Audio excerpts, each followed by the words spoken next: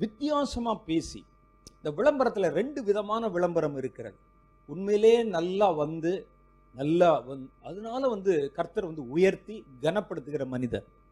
பக்க வழியில நுழையிற சில ஆள் என்ன செய்வான்னா, விளம்பரத்துக்காக ஒரு ஆள் என்கிட்ட சொல்லியிருக்கிறார், நம்ம பெரிய ஆள் ஆகணும்னா பெரிய ஆட்களை எதிர்த்துறணும். யாரையா பெரிய ஆளை எதிர்த்துட்டா இவர் பெரிய ஆள் ஆகிடுவாராம். ஒரு பெரிய ஆளை எதிர்த்து ஒரு 2 ட்வீட் போட்டோம்னா நம்ம பெரிய ஆள் ஆகலாம். பெரிய ஆளா மாத்திரம் இல்லை, உள்ளேயும் போக வேண்டி வரும். அதையும் நீங்க கவனிச்சுக்கிறணும். அப்படி பெரிய ஆளை எதிர்த்துறணும்.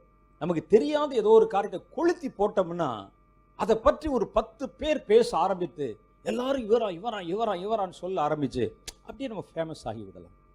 இது ஒரு வகை, இது ஒரு மேனியா. இது என்னன்னா, அது அவருடைய மனநிலை, பிறழ்வு. ஜனங்கள் நடுவில் எப்படியாவது அங்கீகாரம் எல்லா மனுஷனுக்குள்ள அது இருக்கும். ஜனங்கள் நடுவிலே ஜனங்கள் நம்மை கவனிக்கணும் அப்படிங்கிறது எல்லாருக்குள்ளேயும் இயற்கையாக இருக்கக்கூடிய ஒரு காரியம். அதை எக்ஸ்ட்ரீமாய் வளர விட்டீர்கள் என்றால் தான் தப்பு. எல்லாருக்குள்ள இருக்கும். சைக்காலஜியில சொல்றாங்க, ஒரு குழந்தை அழுவதே மற்றவருடைய கவனத்தை தன்மேல் திருப்புவதற்காகத்தான். ஒரு குழந்தை அழும், அம்மான்னு திடீர்னு கத்தும், சின்ன குழந்தை. அது ஏன்னா அப்பா அம்மாவும் பேசிக்கிட்டு இருப்பாங்க, பிள்ளையை கவனிக்காம.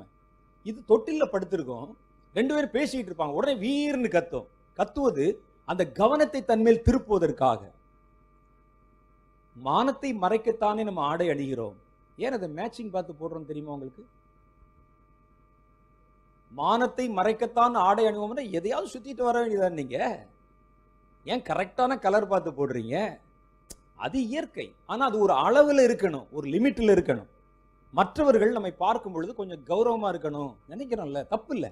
ஆனா அதுவே எக்ஸ்ட்ரீமா மாறும்பொழுது என்ன ஆகுறது என்றால், அதுவே அதிகப்படியாய் மாறி திரள் ஜனங்கள், மாஸ் ஜனங்கள் என்னை பார்க்கணுங்க அப்படின்னு ஒரு மனநிலை ஒரு மனிதனுக்குள்ளே ஒரு பிறழ்வு உண்டாகி விட்டதானால், எதுலையுமே எக்ஸ்ட்ரீமா போயிட்டீங்கன்னா அது தப்பா போய்விடும். அப்படி வரும்பொழுதுதான் இந்த மாதிரியான தேவையற்ற காரியங்களை செய்யும்படி சாத்தான் அவர்களை தூண்டி விடுவான். எதையாவது சொல்லு, எதையா பேசு, நம்ம தான் கடவுள் சொல்லு. இயேசு அங்கே இருக்கக்கூடிய பரலோகத்துல நம்ம மாதிரி ஒரு ஆள் தான் சொல்லு, ஒரு மனிதன் தான் என்று சொல்லு. உங்களை மாதிரி என்னை மாதிரி கொஞ்சம் நல்லவர் அப்படின்னு சொல்லு, அவர் கடவுள் சொல்லாத. இதெல்லாம் விதவிதமா வித்தியாசமான காரியங்களை கொண்டு வேத வசனத்துக்கு அனர்த்தமான அர்த்தங்களை கற்பித்து அதன் மூலம் ஜனங்கள் தன்னை கவனிக்க வேண்டும் என்ற பார்வையை திசை திருப்புகிற யுக்தி தான் இந்த யுக்தி. அதனால இதை நீங்க நம்பக்கூடாது. நீங்கள் அவர்கள் சொல்லுவதை எல்லாவற்றையும் சோதித்து பார்த்து நலமானதை பிடித்துக் கொள்ளணும். சத்தியம் என்பது கர்த்தரிடத்திலிருந்து வருவது என்பதை நீங்கள் தெளிவாக விளங்கிக் கொள்ளணும். இந்த பரியாசம் பண்ணுகிறவர்கள் எப்படி இருப்பான்? பரியாசம் பண்ணுகிறவர்களுக்கு வரக்கூடிய தீமை என்ன தெரியுமா? வேதம் சொல்லுகிறது, பரியாசக்காரன் ஞானத்தை தேடினாலும் அது அவனுக்கு கிடைக்காது. பரியாசக்காரர் ஞானத்தை தேடியும் அதை கண்டுபிடியான். நீதிமொழிகளின் புஸ்தகம் 14:6 சொல்லுது. அவன் ஞானத்தை தேடினாலும் ஞானம் அவனுக்கு கிடைக்கவே கிடைக்காது. 19:25 நீதிமொழியில சொல்றார், பரியாசக்காரருக்கு தண்டனைகளும் மூடருடைய முதுகுக்கு அடிகளும் ஆயத்தமாயிருக்கிறது என்று அவர் சொல்ல கேட்கிறோம். சரியா? பரியாசமான ஒரு ஊழியக்காரன் தேவத்துவத்தின் காரியங்களை, தேவனுடைய திட்டங்களை வசனத்துல முன்னறிவிக்கப்பட்டு இவர் எழும்புகிறார்கள். வேதத்துல ஏற்கனவே சொல்லியிருக்கிறாங்க, நீங்கள் முதலாவது நீங்கள் அறிய வேண்டியது, ஃபர்ஸ்ட் ஆஃப் ஆல் நீங்கள் தெரிந்து கொள்ள வேண்டிய காரியம், பரியாசக்காரர்கள் எழும்புவார்கள் அப்படின்னு சொல்லி பேதுரு சொல்லியிருக்கிறார். நீங்க அதைத்தான் முதல்ல தெரிஞ்சுக்கணுமா? பரியாசக்காரர்கள் எழும்புவான். அவன் தேவனை குறித்தும் தேவத்துவத்தை குறித்தும் தேவனுடைய ஊழியங்களை குறித்தும் தேவனுடைய திட்டங்களை குறித்தும் பரியாசம் பண்ணி அவருடைய வாக்குத்தத்தம் எங்கே என்று சொல்லி ஜனங்களிடத்தில் கேட்பான் என்று அவர் நமக்கு எச்சரித்து சொல்லி இருக்கிறார். இப்படிப்பட்ட பரியாசக்காரர்கள் இடத்துல நாம எப்படி நடந்து கொள்ளணும் தெரியணும்ல. பரியாசம் உள்ள ஊழியக்காரன், கர்த்தர் சொல்றாரு நல்ல ஒரு வார்த்தை.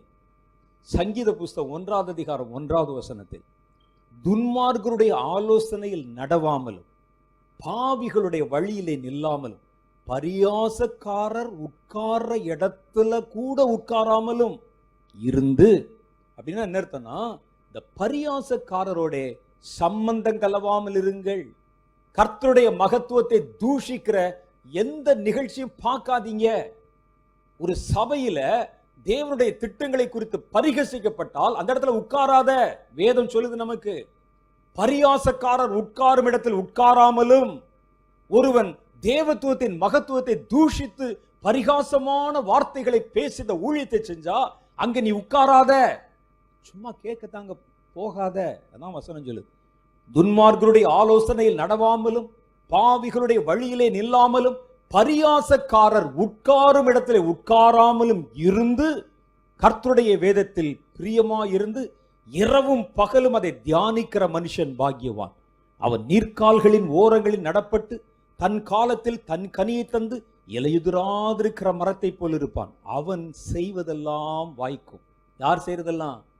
கர்த்தருடைய வேதத்தில் இரவும் பகலும் தியானமாய் இருக்கிறவன் மாத்திரமல்ல, துன்மார்க்கருடைய ஆலோசனை நடவாம பாவியினுடைய வழியில நிக்காம பரியாசக்கார உட்கார இடத்துல உட்காராம இருந்து தியானிக்கிறவன் செய்யறதுதான் வாய்க்கும். நீங்கள் அதையும் செய்து கொண்டு இதையும் செய்து கொண்டு நான் செய்வதெல்லாம் வாய்க்கும் என்று நினைத்தால் ஏமாந்து போய் விடுவீர்கள். அப்ப நீங்கள் விலக்க வேண்டியது பரியாச உதடுகள், பரியாசமாய் கர்த்தருடைய வார்த்தைகளை பரியாசம் பண்ணி பேசுகிற ஊழியங்கள், ஊழிய நிறுவனங்கள், உபதேசங்கள், போதகங்கள், நிகழ்ச்சிகள், சபைகள் விட்டு விலகுங்கள். நாம் சொல்லு, நீங்கள் இதை முந்தி அறிய வேண்டும். ஏன் அதுக்கு இவ்வளவு இம்பார்ட்டன்ஸ் கொடுத்து அந்த வசனத்தை சொல்றாங்க? முந்தி நீங்கள் அறிய வேண்டும். பரியாசக்காரர் உட்கார்ற இடத்துல உட்கார்ந்தா உன்னுடைய அடிமடியிலே கை வைத்து விடுவான், உன் விசுவாசத்தை உருக்குலைத்து விடுவான், உன்னை பரலோகத்துக்கு எதிரானவனாக மாற்றி விடுவான். அந்த பரியாசம் உன்னை சுற்றி கொள்ளும். அந்த சாபத்துல உனக்கும் ஒரு பங்கு வந்து விடும் என்று கர்த்தர் சொல்லுகிறார். அதனால பரியாசக்கார உட்கார்ற இடத்துல கூட உட்காராத. நீ பரியாசம் பண்ணல, அது அப்புறம். அவன் உட்கார்ற இடத்துல கூட உட்காராத. எவ்வளவு பெரிய எச்சரிப்பு சொல்லி இருக்கு பாருங்க. வேண்டாம். ஒரு மனிதன் சொல்லுவதும் அது தேவனுடைய காரியங்களுக்கு எதிராகவும் உங்கள் விசுவாசத்தை குலைப்பதாகவும் உங்கள் விசுவாசத்தை சந்தேகத்துக்குள்ளே ஒரு கேள்விக்குறியாய் மாற்றுவதும் நீங்கள் அறிந்திருக்கிறதும் நீங்கள் தெரிந்திருக்கிறதுமான சத்தியத்தை விட்டு உங்களை விலக பண்ணுவதும் கர்த்தருடைய வார்த்தை எடுத்துக்கொண்டு காமெடி பண்ணுகிறது. நீங்க பார்த்தீங்கன்னா விலகிருங்க. அது தவறு. ஒரு மனிதன் இடத்திலிருந்து கர்த்தர் பேசுற வார்த்தையை கேட்டா உங்க விசுவாசம் வளர வேண்டும். கர்த்தர் மேல் உங்களுக்கு நம்பிக்கையும், கர்த்தர் மேல் உங்களுக்கு அன்பும், கர்த்தர் மேல் கர்த்தருடைய கிரிகள் மேல் அக்கறையும், கர்த்தருக்கு என்று சாகவும் துணிந்த வைராக்கியமும் உனக்குள்ளே வரணும். இந்த விளைச்சலை உண்டாக்காத எந்த பிரசங்கங்களையும், எந்த ஊழியங்களையும், எந்த ஊழியக்காரனையும் விலக்கி விடுங்கள். வேண்டாம். அது எதுக்கு? நமக்கு நேரம் இல்லாமலா உட்கார்ந்து இருக்கிறோம், நேரம் இல்லாமலா வருகிறோம், நேரம் இல்லாமலா போய் அந்த இடத்துல நம்ம நேரத்தை செலவழித்துக் கொள்கிறோம். உன்னுடைய விசுவாசத்துக்கு உலை வைக்கிறது உன்னுடைய வாழ்க்கையை அழித்து விடுவதற்கு சமம்.